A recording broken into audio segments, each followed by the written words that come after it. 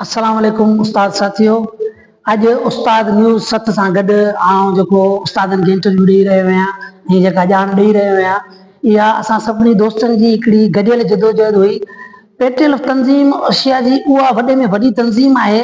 जेका सभिनी तंज़ीमुनि जी सम्झो त मदर आहे।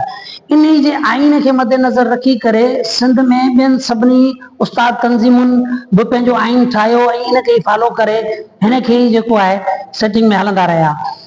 ही पेटीएल जूं तहरीकूं पेटीएल जो जेको आहे बुनियाद साईं जान मोहम्मद जमाली विधो ऐं जंहिं सॼी सिंध में अहिड़ियूं तहरीकूं हलायूं जो उस्तादनि जी भलाई जे लाइ, उस्तादनि जे लाइ फलाह जे लाइ, उस्तादनि खे मुनज़्ज़म करण जे लाइ ऐं उस्तादनि जी हक़नि जी जाखोड़ करण जे लाइ हुन वॾी हिकिड़ी ख़िदमत कई आहे।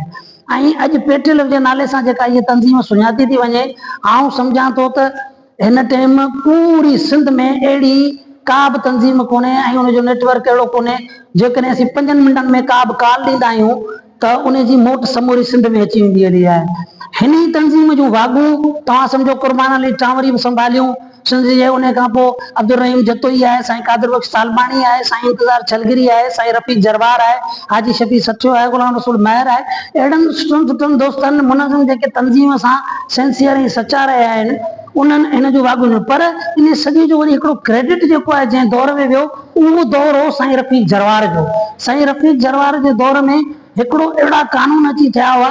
जो उस्तादनि खे तमामु घणो नुक़सानु थियो ऐं उस्तादनि खे प्रमोशन मिलियल हुआ त उहे बि रिवर्स थी हलिया हुआ। उन खां पोइ हिकिड़ो तमामु वॾी तहरीक हली जेका सिंध में जा उस्ताद तमामु दिलेरना अंदाज़ सां निकिता ऐं मुनज़्ज़म थिया ऐं अॼु जेकॾहिं असीं 16हें ग्रेड में आहियूं त इहो साईं आउं सम्झां थो त वॾे में वॾी ताक़त सां साईं रफ़ीक जरवार टाइम स्केल उस्तादनि खे वठराए ॾिनो।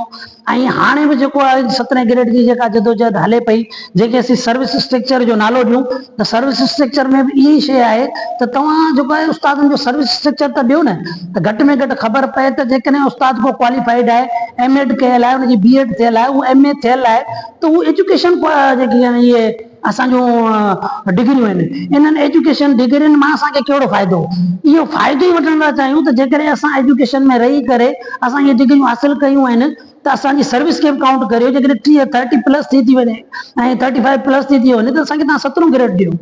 त तव्हां ॿाहिरां छो था खणो? जेकॾहिं एजुकेशन डिपार्टमेंट में एतिरा नाम्यारा होशियार उस्ताद वेठा आहिनि त उन्हनि खे जेको आहे तव्हां खणो। त हिन टाइम बि जेका सर्विस स्ट्रक्चर जे लाइ जेका बि तहरीक हले पई असीं उनजी मुकमल तौर ते हिमायत करियूं था त जेको आहे जेकॾहिं असांखे इहो सर्विस स्ट्रक्चर न ॾिनो वियो त थी सघे थो असांजो मर्कज़ को अहिड़ो ऐलान करे छॾे त उनजी बि असीं जदोजहद शुरू कंदासीं त बिल्कुलु असीं उन्हनि सां गॾु रहंदासीं। हुन खां अलावा बि जेकॾहिं असीं चऊं था त उस्तादनि खे मेडिकल सहूलियतूं मिलणु घुरिजनि, मेडिकल कार्ड मिलणु घुरिजे ऐं असांजो जेको बि सिस्टम आहे जीपी फंड खां वठी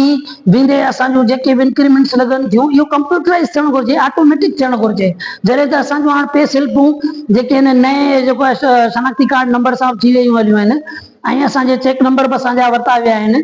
त असांखे बाक़ाइदो उन तरीक़े सां जीअं पंजाब में जेको आहे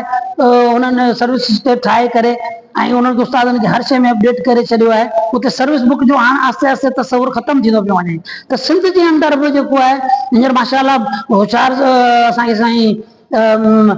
सेक्रेटरी साहिब बि आहे ऐं उन खां अलावा मिनिस्टर साहिब बि आहे, सुठी कैबिनेट में आहे त ही चाहिनि त तइलीमी इदारनि खे बि ऐं ॿियो त जेको तइलीम जो वॾे में वॾो जेको बिगाड़ आहे उहो आहे प्राइवेट सेक्टर। प्राइवेट सेक्टर ॾिसो न, सेंट बोनावेंचर आहे, सेंट मैरी आहे, बिगन हाउस आहिनि, इहे जेकी आहिनि स्कूल आहिनि इन्हनि खे मां चई सघूं था त स्टैंडर्ड वाइज़ आहिनि, ओ लेवल जा। बाक़ी हाणे ही जेके आहिनि घिटियुनि में हिकिड़ा स्कूल ठहियल आहिनि ऐं उते का बि अहिड़े क़िस्म जी तालीम न आहे जिते सिर्फ़ु ABCD हिकिड़े जेको आहे गाने जे अंदाज़ में सम्झाए वञे थी ऐं ही करे उते ॿुधाइनि था भई प्राइवेट स्कूल तमामु घणो था करनि, ईअं न आहे। आउं सम्झां थो त सरकारी स्कूलनि में जेतिरी पढ़ाई थिए थी ऐं असांजा उस्ताद जेतिरी महिनत कनि था तव्हां रुॻो इहे स्कूलनि ते पाबंदियूं लॻायो त जेकी इहे खुॾड़ियुनि में ठहियल आहिनि तव्हां ॾिसो त ॿार कीअं कोन था भरिजनि। असल में कंहिं बि इलाइक़े में हर साल वधि में वधि 20 ॿार 25 ॿार पैदा थींदा हूंदा न त उहे जेके 3 सालनि जी दाख़िला उहे कनि पिया उन्हनि खे नंढड़े हूंदे खयूं त हाईजेक करे था वञनि हलिया त इन जे करे इहो हिकिड़ो वॾो नुक़सानु पियो थिए। आउं हुकूमत खां मुतालबो थो करियां त महिरबानी करे जेको आहे इन शइ खे गौर करे ऐं उस्ताद इनशा अल्लाह नेक नियती सां सचो आहे, सचाई सां कमु करे पियो, पढ़ाए थो। ऐं पंहिंजे उस्ताद खे सलाम पेश करियां थो ऐं इन उस्ताद न्यूज़ चैनल खे सलाम पेश करियां थो। सभिनी दोस्तनि खे चवंदुसि हिन चैनल खे सब्सक्राइब करियो।